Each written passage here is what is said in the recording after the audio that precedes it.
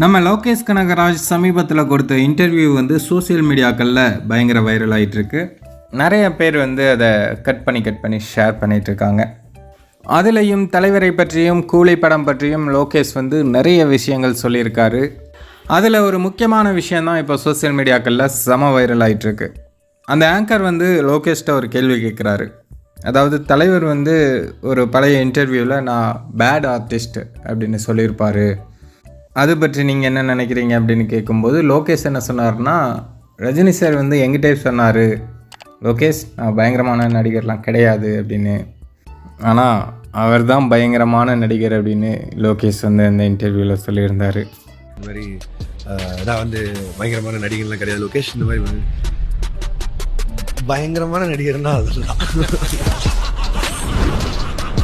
தலைவருக்கு எப்போதுமே நான் தான் உச்சோன்னோ நான் தான் பெரிய நடிகர்னோ அவர் எப்போதுமே சொல்ல மாட்டார்.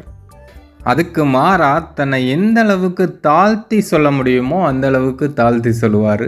அதனால தான் அவர் வந்து இவ்வளோ பெரிய உச்சத்தில் இருக்கார்.